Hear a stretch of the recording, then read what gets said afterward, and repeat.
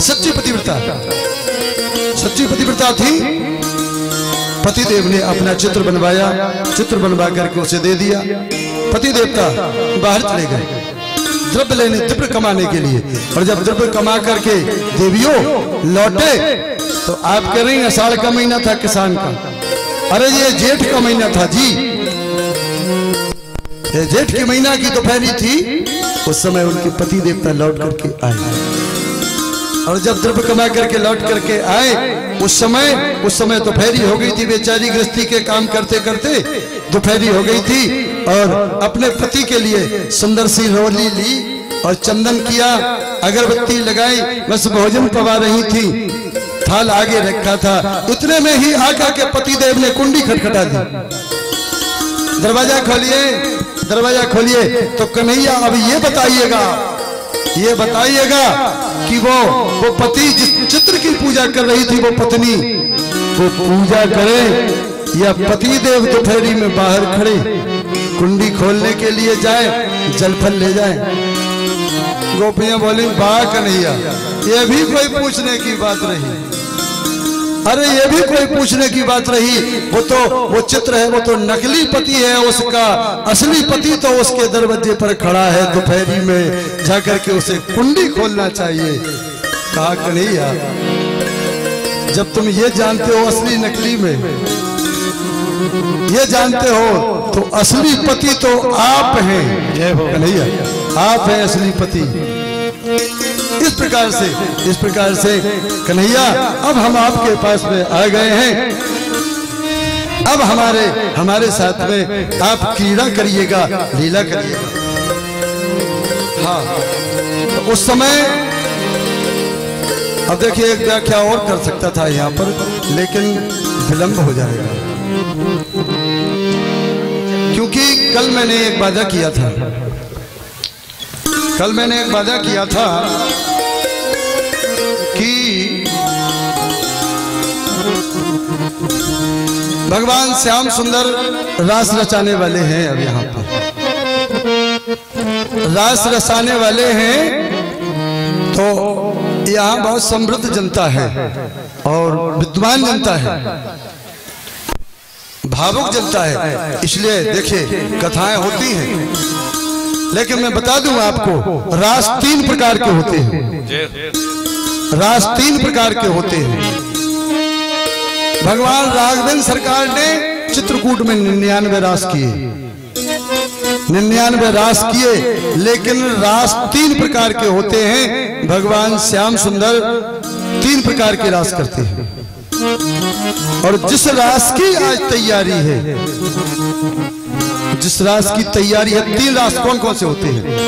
देखिए एक रास तो वो होता है जो ताल दे देकर नाचा जाता है, जिसमें केवल ताल दे देकर थका जाता है, एक रास।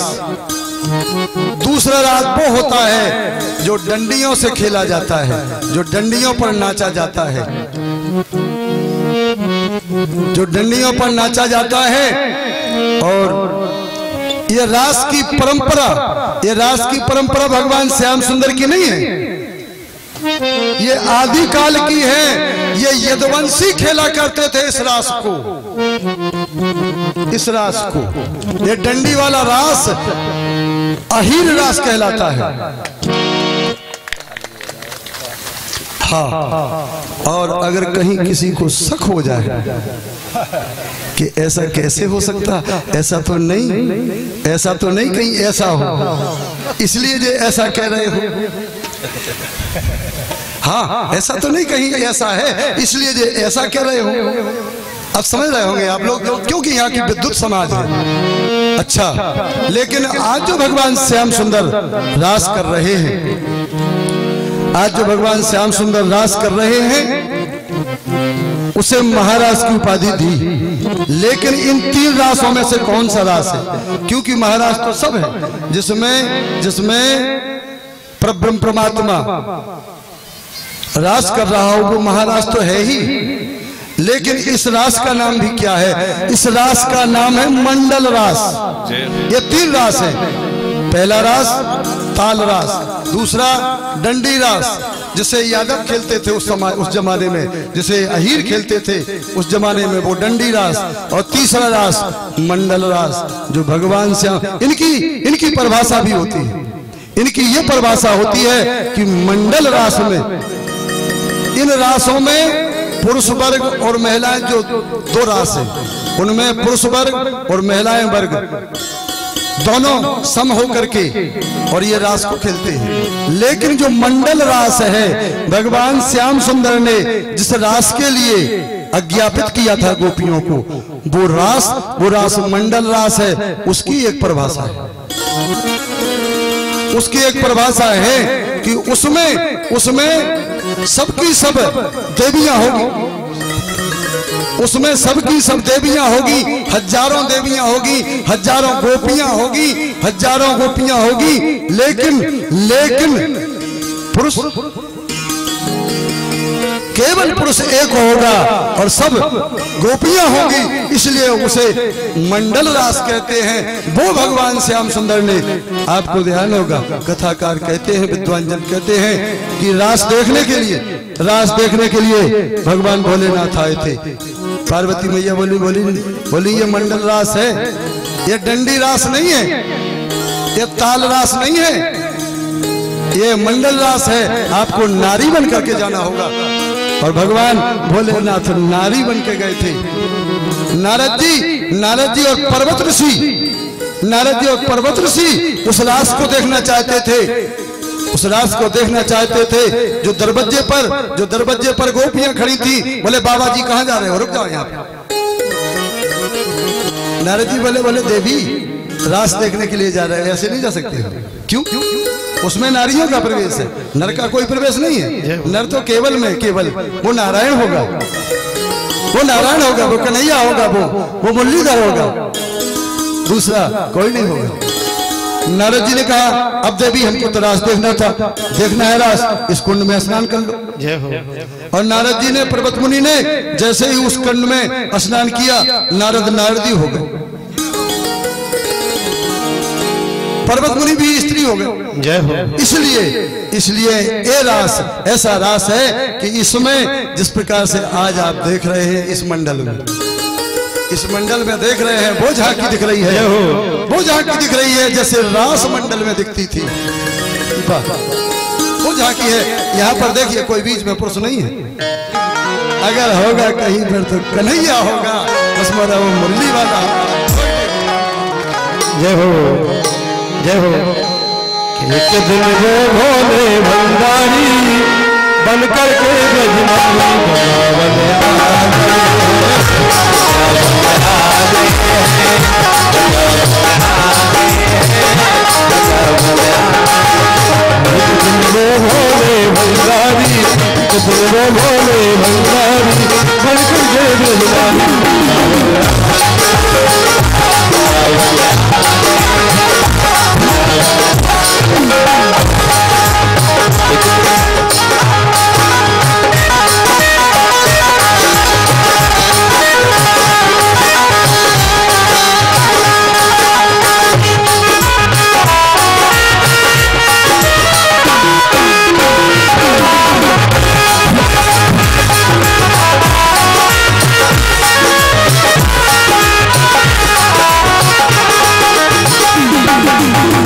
पार्वती से बोले मैं भी चलूंगा तेरे संग में, तेरे संग में। पार्वती से बोले मैं भी चलूंगा तेरे संग में, तेरे संग में। बोले राधा संग श्याम नाथ, मैं भी नचूंगा तेरे संग में, तेरे संग में। राधा संग श्याम नाथ, मैं भी नचूंगा तेरे संग में। रास रचेगा नजर मारी, रास रचेगा नजर मारी, बोले बात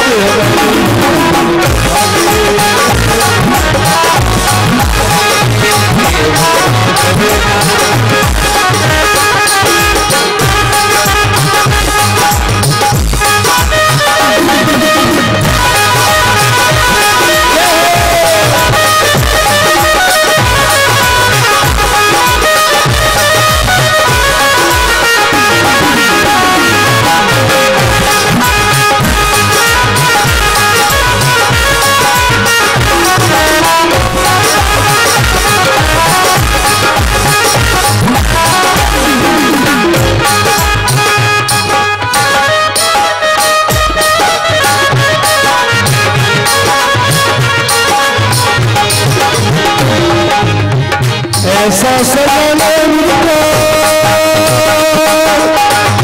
ऐसा और ऐसा सजाने मुझको, कोई न जाने इस राज को, इस राज को।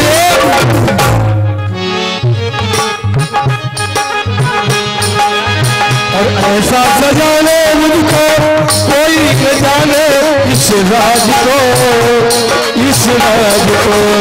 ऐसा सजाना मुझे, कोई न जाने इस राज को। और बोले मैं हूँ सहेली तेरी, मैं हूँ सहेली तेरी, ऐसा बताना रजिराज को, रजिराज को। मैं हूँ सहेली तेरी, ऐसा बताना रजिराज को। और पहन के साड़ी, और पहन के साड़ी लगा के लाली, चल चले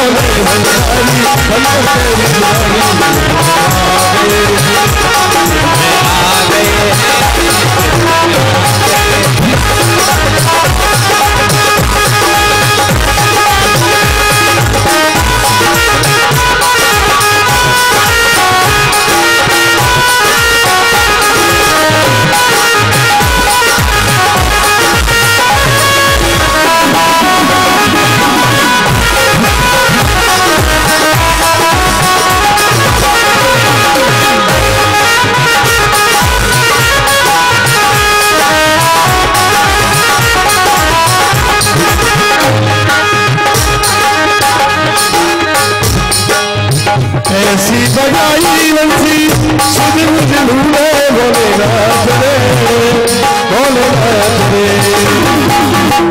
ऐसी बजाई बंसी सुध मुझ भूले भोलेनाथ,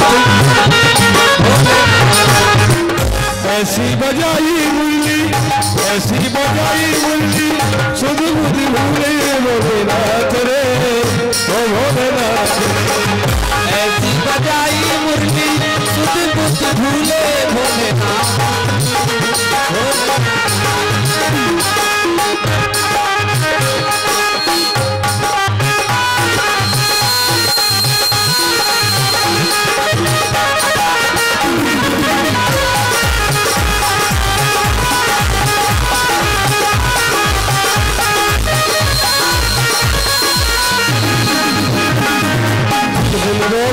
भंडारी बन करके मेरी बुलावन आ गए हैं, बुलावन आ गए हैं, बुलावन आ गए हैं, बुलावन आ गए हैं, बुलावन आ गए हैं, बुलावन आ गए हैं।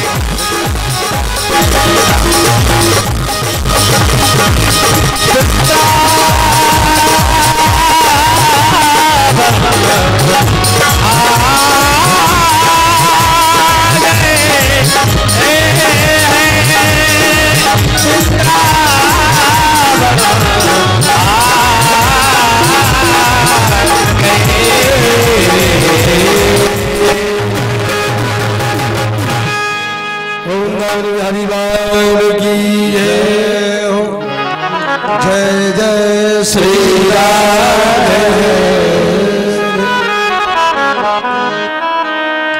भगवान श्याम सुंदर इस प्रकार से गोपियों की बात हो रही थी, गोपियों ने के साथ में भगवान श्याम सुंदर देखिए अब वो मंडल रास रचाने के लिए, और जब तैयार हुए मंडल रास रचा और भगवान श्याम सुंदर उन गोपियों के साथ में रासलीला करने लगे, तब गोपियों को ये अभिमान हो गया कि कन्हैया हमारे साथ में आज नाच रहा है। जब अभिमान हो जाता है किसी व्यक्ति को, अभिमान हो जाता है, कहा तिमर गयो रवि देख के, तिमर माने अंधेरा रात्रि, अभिमान, तिमर गयो रवि देख के, जय हो, मोह गयो गुरु ज्ञान, अंधेला, अंधेला भगवान भास्कर के उदय होने से छट जाता है, जय हो, और हृदय में जो मोह होता है वो गुरु के ज्ञान से जय हो ध्वस्त हो जाता है, जय हो, मोह गयो गुरु ज्ञान, लेकिन कियो करायो जब गयो कि तब आयो अभिमान, कियो करायो तब गयो जब आयो अभिमान। जब व्यक्ति को अभिमान आ जाता है जय हो तो सबका सब चला जाता है, जो जिंदगी में किया है जय हो, कुछ नहीं बचता, किया कराया सब गया, सब गया, जय हो, जय हो, जय हो। जब आया अभिमान, किसी भी चीज का अभिमान हो, अभिमान बहुत गलत होता है, जय हो। गोपियों को अभिमान हो गया, भगवान श्याम सुंदर राधिका जी को लेकर के, राधिका जी को लेकर के, केचिता को लेकर के, ये हो, क्योंकि राधा का नाम नहीं आया है उसमें, राधा नाम नहीं आया, लेकिन कई चिता नाम आया है राधा का। देखिए यहाँ पर जो वेद होते हैं, पुराण होते हैं, अपरोक्षवादी होते हैं, समझना कठिन होता है थोड़ा सा। तो उस समय राधिका को साथ में लेकर के भगवान श्याम सुंदर अंतर्ध्यान हो गए। गोपियों के हृदय में जो अभिमान था बस केवल उसे मिटाने के लिए उस समय गोपियां भगवान श्याम सुंदर को खोजने लगे, जय हो। खोज खोज खोजे, खोर खोर खोजे, खोर माने कहते हैं खोड़ों को, जय हो। एक गांव से, एक नगर से हमारे कृषक लोग अपने खेत खलियान पर अपने मकान बना लेते हैं, उसे खोड़ कहते हैं, और ब्रज की भाषा में खोर कहते हैं। रा लगा होता है, बुंदेलखंड में रा लगा होता है, इसलिए देखिए खोर खोर खोर खोर खोजे खुद खेतन खलिहानन में, इसमें कितने खा है देखिएगा। खोज खोज खोर खोर खोजे खुद खेतन खलिहानन में, खोज खोज खोर दे खींच के खिजैया खो, खोर खोर खोज जाकर के तमाम खोज रही हैं, लेकिन खोजत किन खोए खो, खोजत किन खोए खो, खुदई खोई खोई सी, खुदई खोई खोई सी, और अगर मिल जाए तो खाकस खिबावेंगे खीर के खबैया। खटका खटकी लीखो खामो खा खाए जा, बेटा खटका खटकी लीखो खामो खा खाए जात, खाड़ी में खेप खपी ख्याल ना खबैया को। खटका खटकी लीखो खामो खा खाए जात, खाड़ी में खेप कभी ख्याल ना के भैया को। खेलत खिलाड़ी खेल खेलन में खुशी खुशी, काशीनाथ खोरे ऐसे खेल के खिलैया। जय हो जय हो।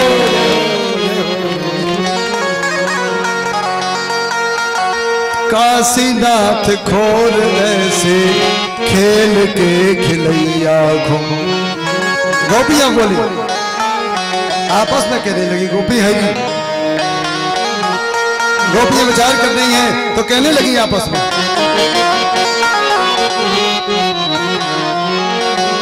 हरी ले गई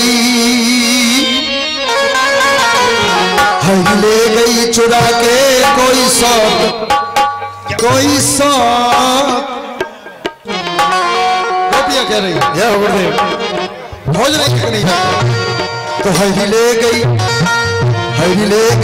चुरा के कोई सौत, नगीना जैसे हरी ले गई चुरा के कोई सौत, नगीना जैसे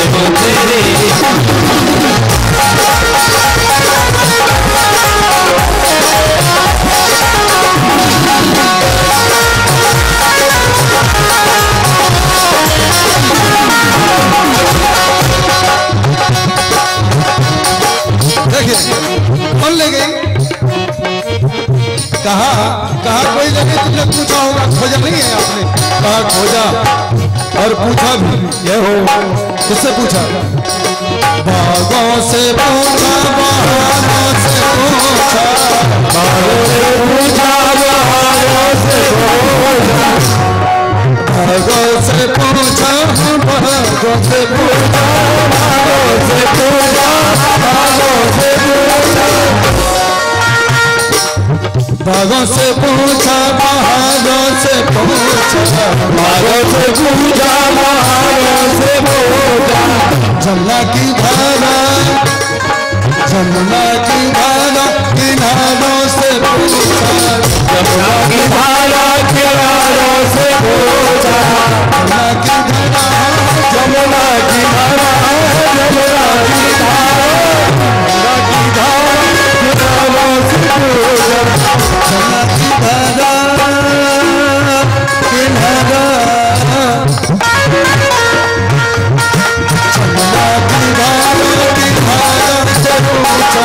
जमुना की धारा किनारों से पूछा, पाया बताना थोड़ा कहीं पाया बताना थोड़ा मेरी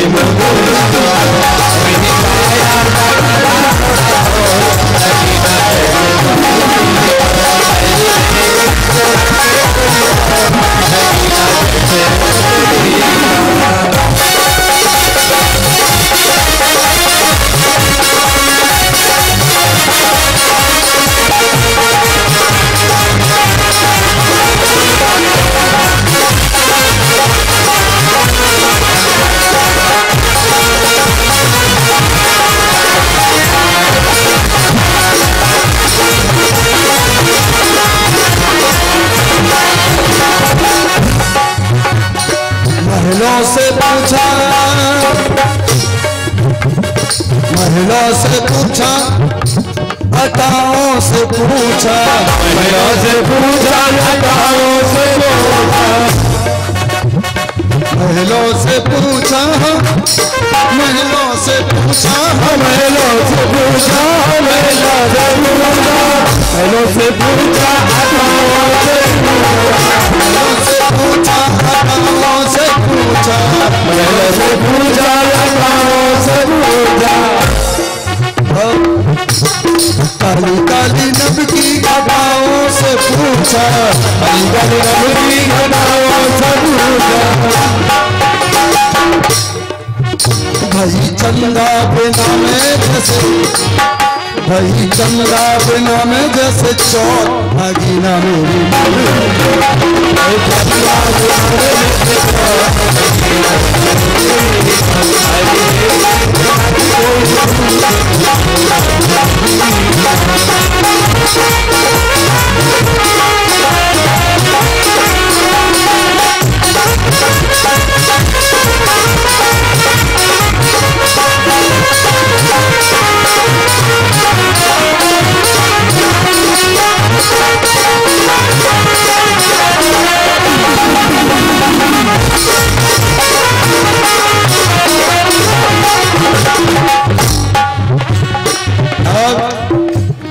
मथुरा भी ढूंढी, मथुरा भी ढूंढी, मथुरा भी ढूंढी मैंने, काशी भी ढूंढी, मथुरा भी ढूंढी मैंने, काशी भी ढूंढी, मथुरा भी ढूंढी मैंने, मथुरा भी ढूंढी मैंने, मथुरा भी ढूंढी मैंने, मथुरा भी ढूंढी मैंने, काशी भी ढूंढी, भाग्य की ब्रज 84 भी ढूंढी, भाग्य की ब्रज 84 भी ढूंढी, भाग्य की ब्रज 84 भाग्य की ब्रज 84 भी ढूंढी। हरी दैया मरी मैं बिनमा, हरी दैया मरी मैं बिनमा, हरी दैया, हरी दैया दैया, हरी दैया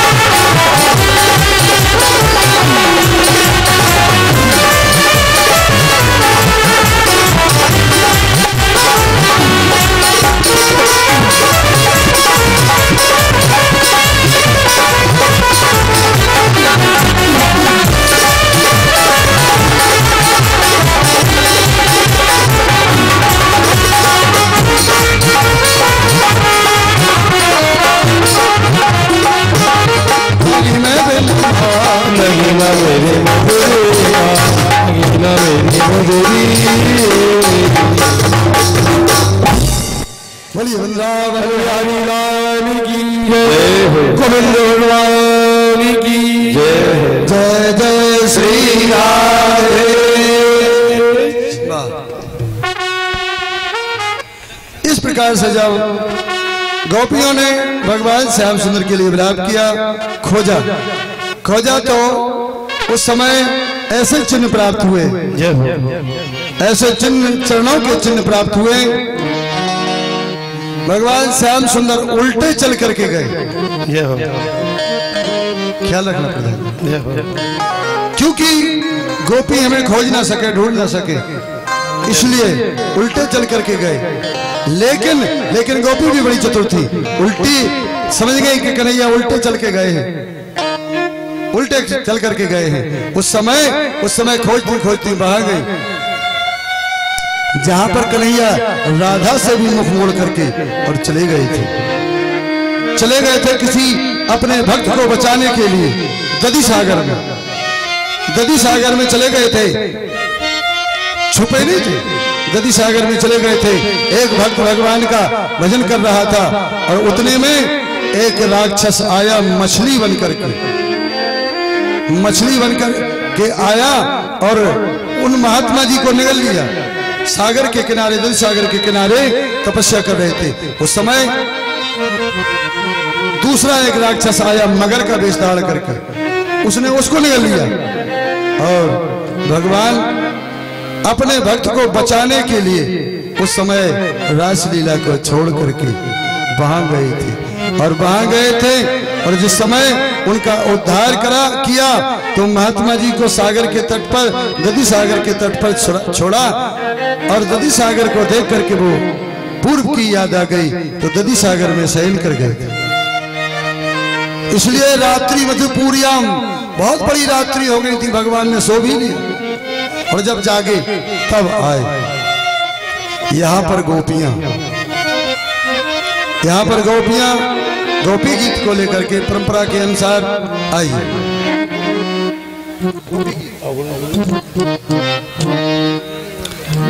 जयति तेधिकम्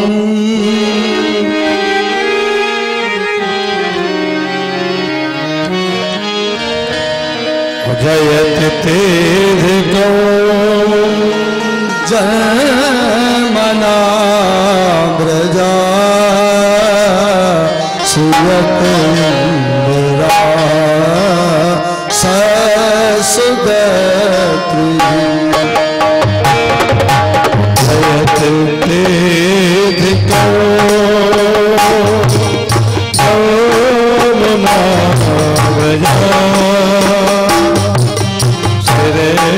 तेरा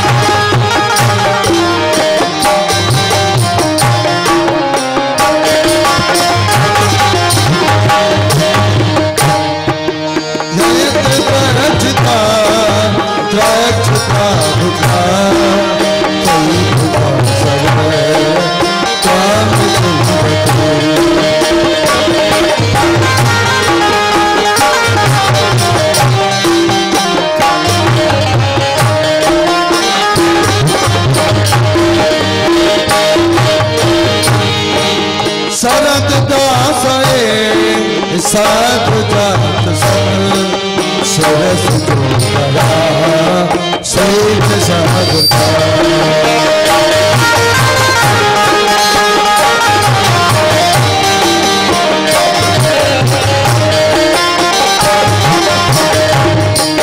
सरत नाथ के असुख दास का दर्द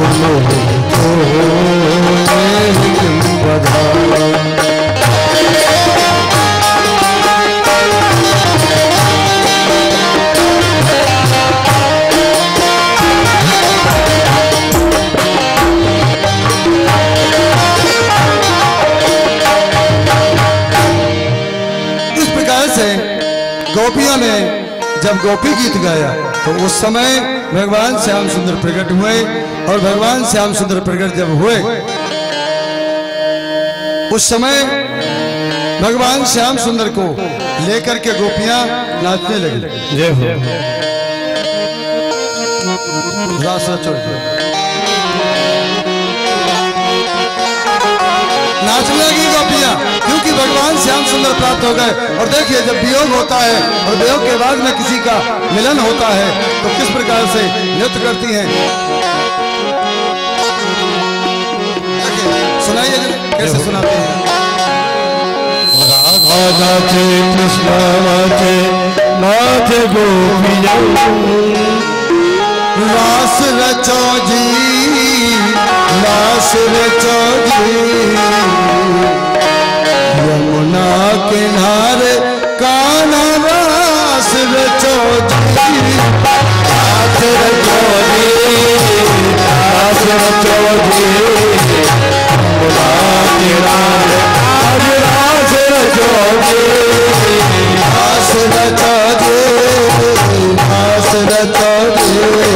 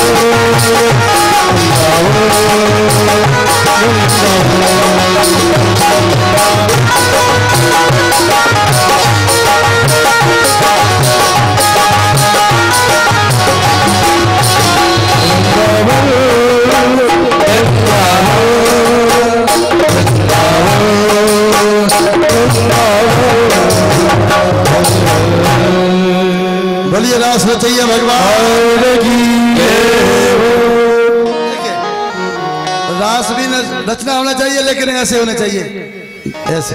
ये हो, हाँ क्या डील, ये हो, ये हो, ये हो। सब आप में मोहित थे, ये हो, सब आप में मोहित थे, ऐसा वह प्रेम प्रलाप उठा, घुंघरू छम छम कर बाज उठे, मुरली का नाद नाद उठा। ये हो, ये हो। सुरताल परम लय मधुर ताल, प्रत्यक्ष रूप धरे आने लगे, और थिरकी पर सुरगण थिरक उठे, फिरकी खाने लगे। ये हो, थिक थिरक थई गत भर कर जब रजराज चले, तब राग रागिनी तक चकित हुई, वितकित गंधर्व समाज चले, वितकित गंधर्व समाज चले। झूम झनन झनन झूम झनन झनन, जब झांझों से झनकार उठी, तब छूम छूम छन छनन छनन छन छनन छनन छन छनन छनन, बिछियों से बिसद बहार। ये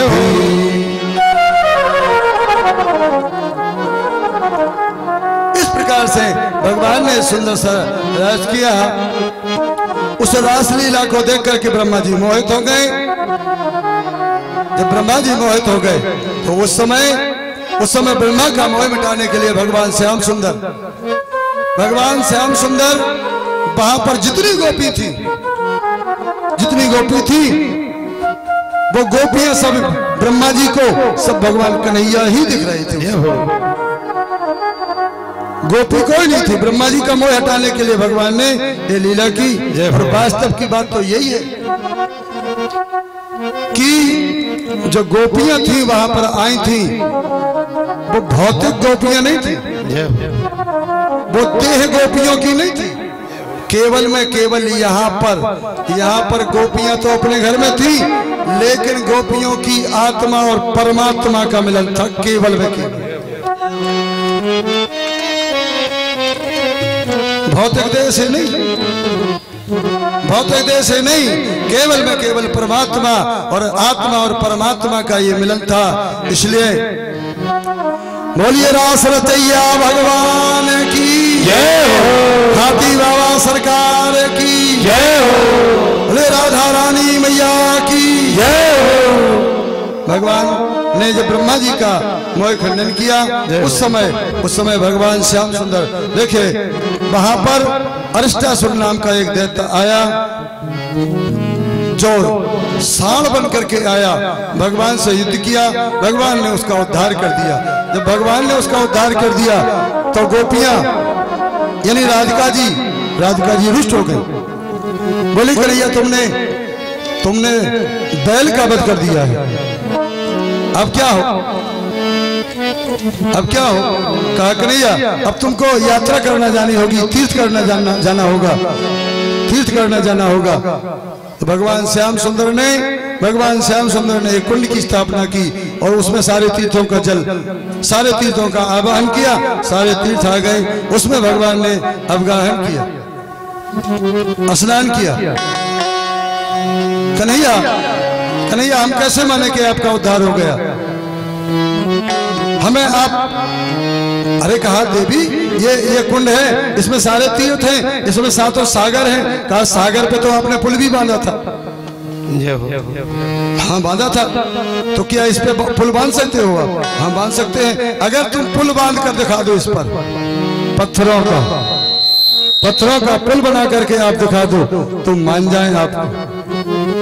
कन्हैया बोले ठीक है, अभी हल दीजिएगा। और भगवान श्याम सुंदर ने पत्थर को उठाया, जल में डाला, डूबा नहीं। अब तो गोपियां राधिका जी दंग हो गई कि अब तो पुल बनने वाला है। बोले नहीं कन्हैया ऐसे नहीं मानेंगे, तुम तो जादूगर बहुत छलिया हो तुम। तुमने बानरों से बनवाया था बांध। अब हम ये चाहते हैं कि अगर बानरों से बनवा कर दिखाओ तब मानेंगे हम। उस समय कन्हैया ने बानरों का आह्वान किया, जय हो, और बानर आए और बानरों ने उस सरोवर पर सेतु बांध दिया। ठीक है, जितना ध्यान आता जाएगा बताते जाएगा। मैंने कल बताया था कि भगवान की बांसुरी 3 प्रकार की होती है। भगवान की बांसुरी 3 प्रकार की होती है, क्योंकि अब बांसुरी का यहाँ से काम खत्म होने वाला है, इसलिए आप सुनते चलिएगा। बांसुरी 3 बांसुरी क्या है, थोड़ा सा ध्यान करते रहना बेटा इसका, माइक का। देखिए, वेणु,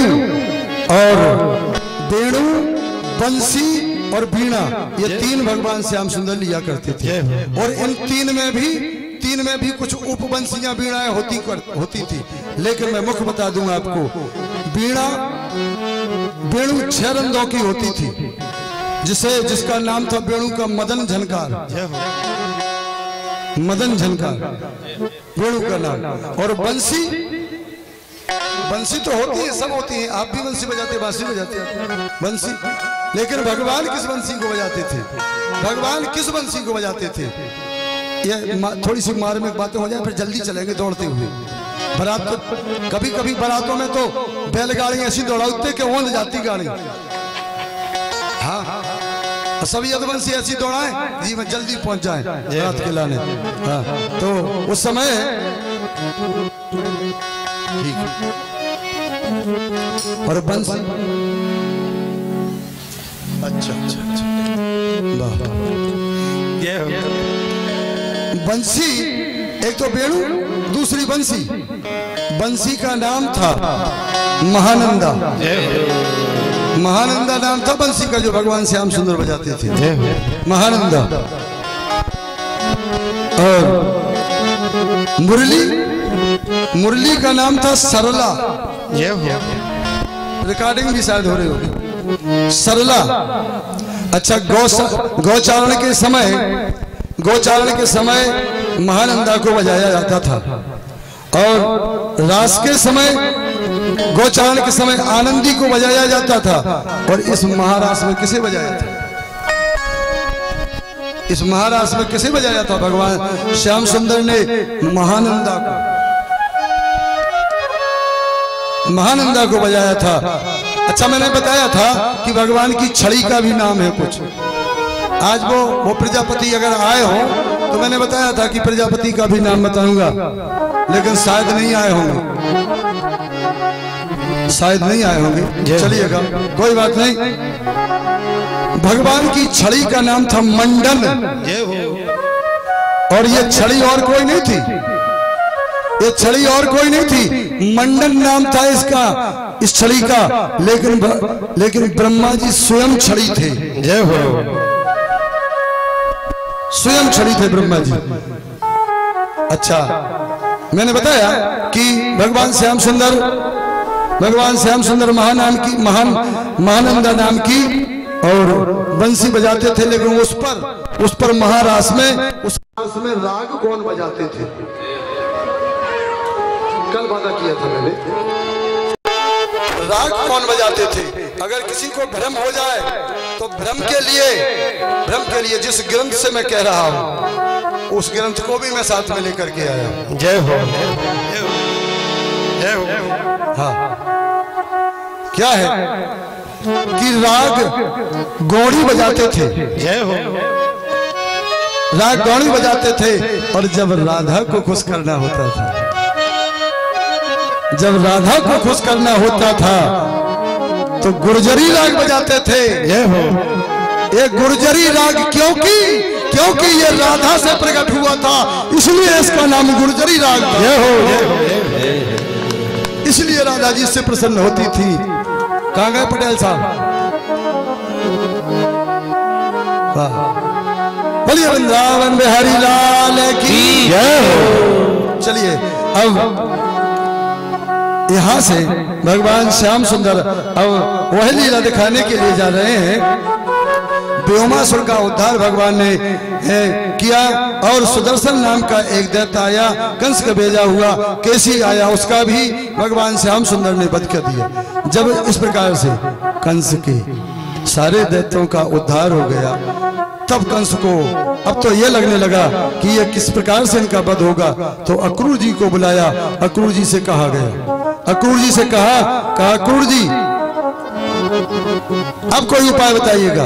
अक्रूर जी बोले मेरे बस की बात नहीं है, क्योंकि मंत्री थे अक्रूर जी। उस समय अपने पुरोहित जी को बुलाया, अपने पुरोहित जी को बुलाया। गोपाल कहाँ गए थे वो? हमने कई पुरोहित जी को बुलाया, लेकिन गोपाल कहाँ गए थे? दिखाने तो आते बाद में थोड़े से, लेकिन दरबार में गोपाल नहीं दिखाने। मंत्री बुलाए, संतरी बुलाए, सब बुलाए। और उस समय जब जब जब पुरोहित जी को बुलाया, तो पुरोहित जी ने कहा महाराज एक काम करिए, धनुष मुख यज्ञ करिएगा, धनुष मुख यज्ञ करिएगा। और जब धनुष मुख यज्ञ होगा तो उस यज्ञ में कन्हैया को और बलदाऊ को दोनों को आमंत्रित कर दिया जाएगा। और यही हुआ। अब कैसे बुलाया जाए कन्हैया को और बलदाऊ को? तो वसुदेव देवकी को बुलाया गया था, वसुदेव देवकी को बुलाया गया, वसुदेव देवकी को बुलाया गया। आप जाइएगा वसुदेव जी। और क्योंकि उस समय वसुदेव देवकी को स्वतंत्र कर दिया था, स्वतंत्र कर दिया था। और वसुदेव जी ने मना कर दिया, बिल्कुल स्पष्ट में मना कर दिया, मैं नहीं जा सकता हूं। उस समय अक्रूर जी से कहा अक्रूर जी जाते हैं भगवान श्याम सुंदर को लेने के लिए। अब देखिए कंस वध के बाद में जब तक हमारे स्वरूप तैयार हो रहे हैं, जब तक हमारी झांकी तैयार हो रही है, जब तक कंस वध की लीला आप सुनिएगा, जब तक हमारे झांकी सजने वाली है। और जब झांकी सज जाएगी तो भगवान श्याम सुंदर और रुक्मणी मैया का परिणय होगा। आप लोग उसमें जरूर भाग लेंगे। यहाँ पर अक्रूर जी आए नंदगांव, और नंदगांव में आकर के भगवान श्याम सुंदर से मिले। भगवान श्याम सुंदर ने अपने काका अक्रूर जी के चरणों का पलाक्षण किया, धोए और पान किया उनका। देखिए संसार जिसका चरणामृत लेता है, आज वो परंपरा निभाने के लिए उन्होंने भगवान श्याम सुंदर ने अपने काका जी के चरणों को धोया, पान किया। काका जी कैसा पदार्पण हुआ? कहा लाला एक कंस यज्ञ कर रहा है और कुछ धोखा करने वाला है आपके साथ में, आप सजग रहना। तो उस समय कन्हैया ने कहा बाबा जी से और मैया यशोदा से मत कहना, क्योंकि मैया मेरी रो रो के मर जाएगी, इसलिए मैया से मत कहना